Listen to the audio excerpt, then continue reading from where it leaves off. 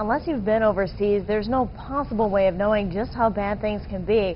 But as bad as it is there, it's sometimes worse when you come home. This is the story of Robert Springer, a man whose life was riding high until he came home from war. That's when things started to fall apart. It's a beautiful day at the San Luis Dog Park in Tallahassee. Rob Springer and his best friend Puma are enjoying a little sunshine and a rare outing away from home. Rob and Puma have been together for about 3 years, truly the best of friends. A bond that became necessary after Rob returned from overseas.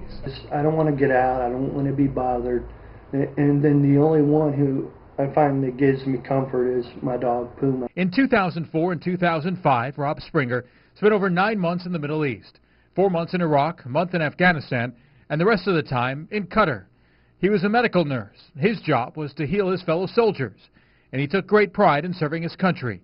It was the best and worst experience of his life. My first night in Iraq, incoming rockets or attacks were coming in, missiles, and I jumped out of bed, went under the bed, threw the Kevlar over me. It took a while to get used to, but at the same time you don't want to get used to it. Springer returned stateside in 2007 and moved back to civilian life with his wife and 2 kids, son James and daughter Caitlin. Man, that was just awesome to be back home with my family. It was awesome, until it wasn't awesome anymore. Rob said he knew something just wasn't right. He wasn't sleeping well and just kind of felt lost, like he didn't belong in his own skin. It was then that Springer discovered he had PTSD, or post-traumatic stress disorder, a very common condition for soldiers who return from the war. You don't have control over being able to do that, just to get up when the alarm rings or etc. It's a frustrating feeling. Rob struggled with a job at the VA and had a hard time dealing with life. It was also around that time that his wife decided that she too had enough. It's not only affected me, it's affected, obviously I think that's why my ex decided she wanted to divorce me, because she couldn't deal with it. Before he left for the war, Rob Springer had it all. He had his health, his family, and his good fortune.